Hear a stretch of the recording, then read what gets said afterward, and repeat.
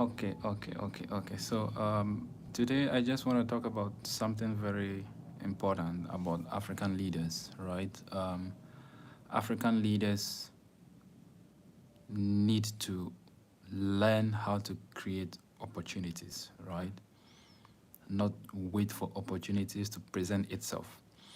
Um, One of the reasons why a lot of African countries are still underdeveloped is simply because the leaders lacked the ability to create the needed opportunity for the economies to grow, where it's supposed to, right? When you look at the developed countries, the leaders are not that really smart enough, or should I use the word over smart enough? We are all human beings. It's just, having that key ability to create the opportunity, for your people, for your country, for your nation to thrive is very important as an elected government officials, right? As a president, as a leader, as a politician in Africa, it's important that you know you learn to create opportunities, not wait for opportunities to come and knock at your doorstep, right?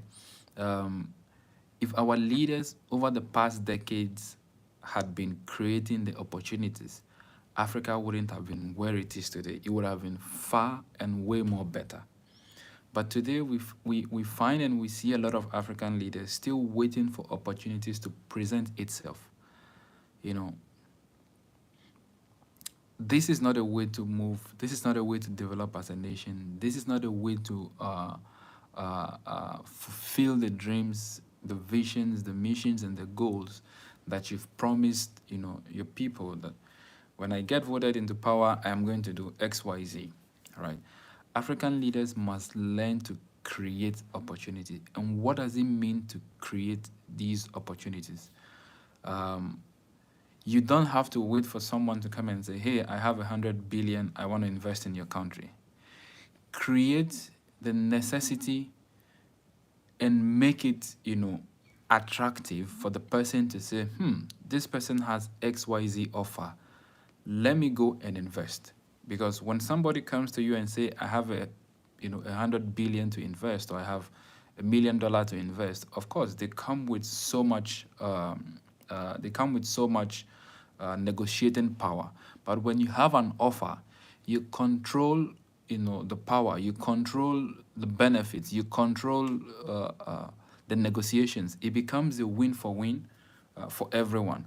But African leaders over the time have lacked the ability to create opportunities.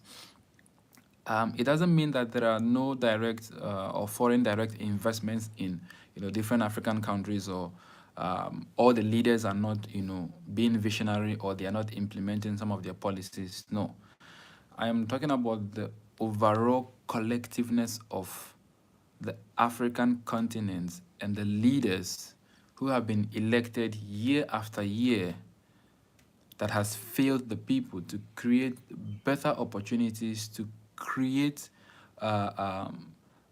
better systems, educational systems, technological systems, agricultural systems, socio-economic and cultural systems, that will move and propel the nation and the continent forward. What we see today in Africa is politicians sitting on the seat only for their stomach, right? And it's like, let me just go in, grab mine and go. Let me go in, grab mine and go. You only find few leaders in Africa living up to what expectations. You only find few leaders in Africa doing what they are supposed to do, right? When we look at the African continent itself, let's go back a few years from now. Take a look at Burkina Faso today. Burkina Faso is being headed by a military government. Ibrahim Traore, who is in his mid or late 30s, if I'm not mistaken. Previously, during the revolution, you had Thomas Sankara. You had in Ghana, you had Kwame Nkrumah. You had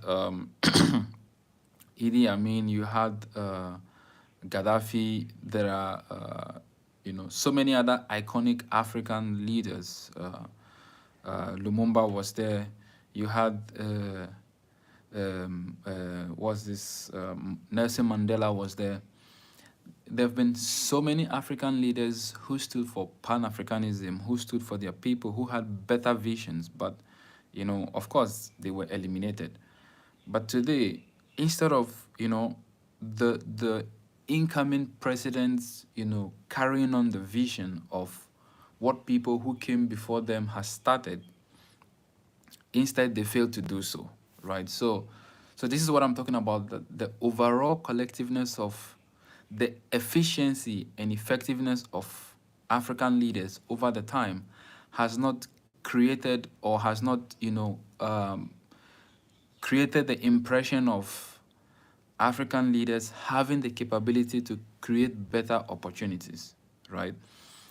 We're in 21st century. The moment you come into power as a president, of course, a lot of people will flock in. A lot of people will flock into your country to say, oh, I have this, I'm going to give you this in exchange for that. That is not you creating the opportunity, right? That is you sitting down and waiting for the opportunities.